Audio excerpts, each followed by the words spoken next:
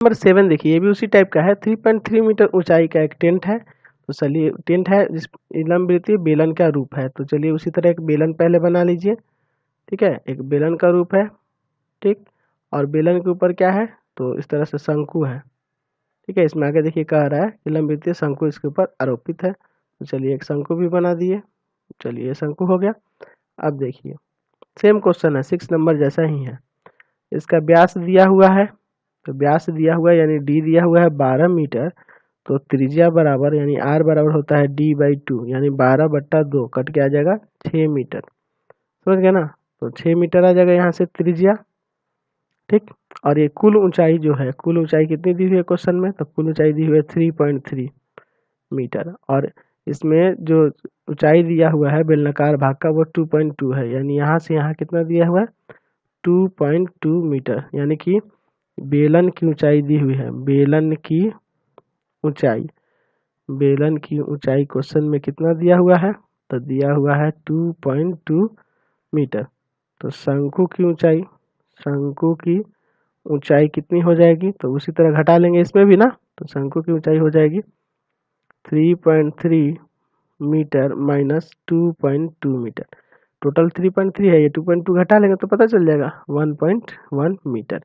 चलिए, तो अब फिर हमें ये ऊंचाई आ गई 1.1। तो यहाँ तिर्यक ऊंचाई यानी ये एल निकालेंगे सबसे पहले। तो एल बराबर हो जाएगा रूट अंडर, है ना, h square plus r square, यानी 1.1 का स्क्वायर प्लस 6 का स्क्वायर, यही ना होगा। चलिए यहाँ से एल बराबर 1.1 यानी यह आ जाएगा 1.21 इसका स्क्वायर, और 6 का स्क्वायर 36, दोनों को जोड़ दीजिए तो ये हो जाएगा 37.21। यानी ये कितना का स्क्वायर होगा, तो 6.1 का स्क्वायर होता है, यानी तिर्यक ऊंचाई निकल गई। शंकु की तिर्यक ऊंचाई यहाँ से आपको प्राप्त होगी, तिर्यक ऊंचाई। तो तिर्यक ऊंचाई कितनी है, तिर्यक ऊंचाई 6.1 मीटर है। तिर्यक ऊंचाई कितना हो गया, 6.1 मीटर हो गया।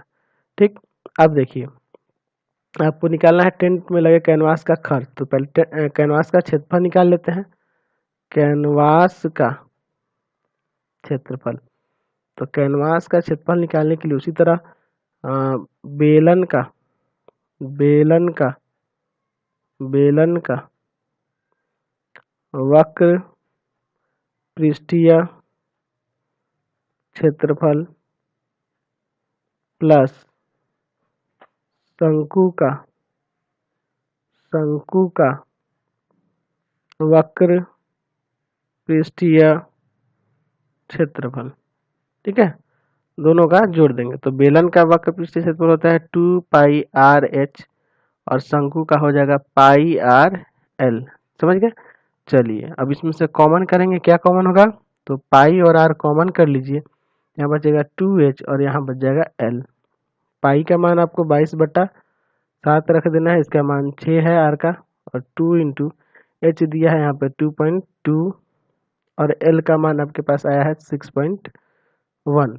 चलिए अगले स्टेप में इसको सॉल्व करते हैं। यहाँ इसमें से गुना कर दिए तो ये हो जाएगा 132/7, और यहाँ देखिए इसको इंटू करेगा तो 4.4 और प्लस 6.1 मीटर स्क्वायर। 132/7 ये दोनों जोड़ दीजिए तो हो जाएगा 10.5, इसको इससे काट दीजिए 1.5 मीटर स्क्वायर। दोनों में गुना कर दीजिएगा तो कितना आ जाएगा 198 मीटर स्क्वायर। अब आपको खर्च निकालना है ना, तो खर्च किस तरह से है, 500 रुपया। तो कैनवास में लगा खर्च, कैनवास में लगा खर्च तो 198 और इंटू 500, तो इंटू कर दीजिए 500 में तो कितना आ जाएगा 99,000 आएगा, यहाँ से 99,000 रुपीज़।